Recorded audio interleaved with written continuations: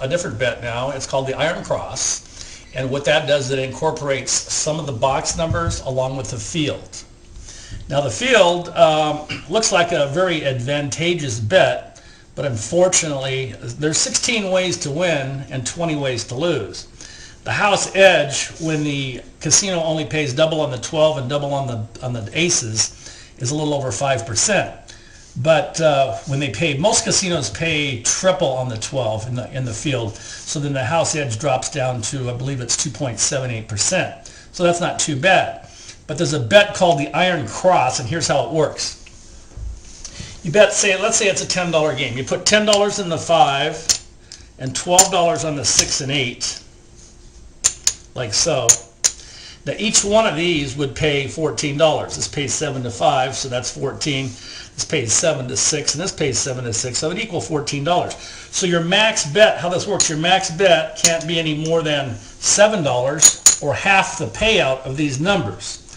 So now theoretically here, you've got every number on the board covered except for the 7.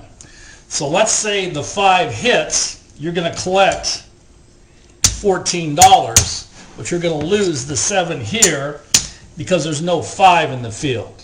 The only numbers that aren't in there are the 5, 6, and 8. So then you have to remember to put the $7 back, and your net gain on that decision was $7. Put that in your rack. So as you can see, you will gain monies on every roll. So now let's say a 9 throws, doesn't affect the 5, 6, or 8. So you've got pays even money in the field, there's $7.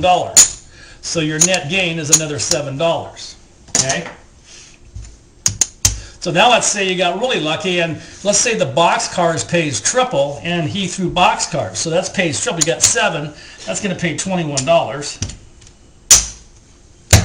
Doesn't affect the 5, 6, or 8. You put that in your rack. So now we go down there. So a 10 is thrown. You have no money in the box. You get paid $7, and it goes on like so. So that would be like was that the 4th hit, Pablo? Yes. Let's see. There's 1, 2, 3, 4 hits, and you've got, how much money have we got here? We've got 25, 35, $42, and we've got 10, 20, 34, 34, 39, 40, $41. So we're about even, and now you can start making a profit. If you don't hit the 12 or the snake eyes, it takes about 5 hits to become even. So that's a strategy you can use. Another way you can do that on random shooters, if you can watch the table by charting the table, you know what the average roll is going to be. Like Pablo and I were out on St. Patty's Day, and the average roll on the low end was 8. So if you would do a strategy like this, after about the 6th roll, you could take them all down and wait for the next shooter. So charting the tables really helps in a situation like this.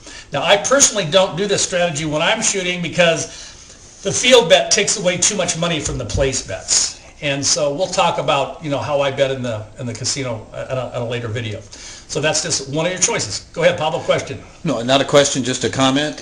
We talk about the charting of the tables. Check one of our other videos that goes into that in detail, and then you can employ that in your betting strategies. Absolutely. Good idea, Pablo. Okay, well, thank you. Thank you for your time. We'll see you in the next video.